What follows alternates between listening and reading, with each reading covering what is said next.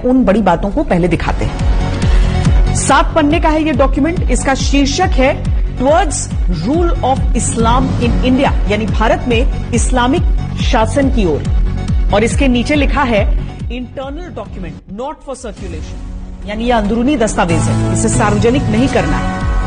इस डॉक्यूमेंट में क्या क्या लिखा हुआ है वो समझिए। दूसरे पन्ने में लिखा है कि भारत में 9 जिलों में मुसलमानों की आबादी 75% से अधिक है। कभी भारत पर राज करने वाले मुसलमान दोयम दर्जे के नागरिक हैं। तीसरे पन्ने में लिखा है कि इनका ख्वाब है 2047 में मुस्लिम समुदाय के हाथ में भारत की सत्ता आएगी और इसके लिए इन्होंने खुद को 2047 का टारगेट दिया है।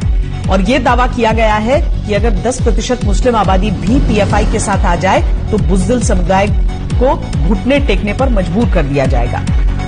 और भारत में इस्लामिक सत्ता स्थापित करने के लिए 4 चरण की प्लानिंग बताई गई है। पहले चरण में मुसलमानों में एकजुटता बनाना, काडर का विस्तार करना, भारत के बजाय मुस्लिम पहचान स्थापित करना और तलवार या रॉड से हमले की ट्रेनिंग देनी होगी।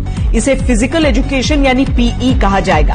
दूसरे चरण में पीएफआई के नेतृत्व में प्रदर्शन करना, दुश्मनों को ताकत दिखाना, दहशत से भर देना, पीई वाले चुनिंदा काडर को हथियार विस्फोटकों की ट्रेनिंग देना, उन्हें सुरक्षा बलों की नजरों से बचाए रखना।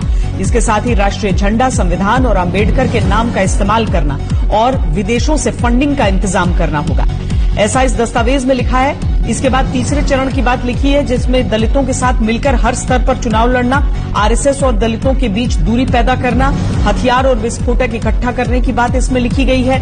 चौथे चरण में पीएफआई मुस्लिम समुदाय का एकमात्र नेतृत्व होगा, दूसरे मुस्लिम संगठन दरकिनार कर दिए जाएंगे।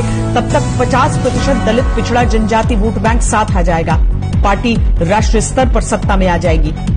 इसी सीक्रेट दस्तावेज के 6ठे पन्ने पर यह बताया गया है कि पीएफआई के काडर को हथियारों और विस्फोटकों की ट्रेनिंग कैसे दी जाएगी, कहां से ट्रेनर आएंगे, कहां हथियारों का जखीरा जमा किया जाएगा। और 7वें पन्ने पर लिखा गया है कि संघ और हिंदूवादी नेताओं के निजी जानकारियों का डेटाबेस तैयार रखा जाएगा। और सबसे आखिरी पन्ने में बाहरी मदद का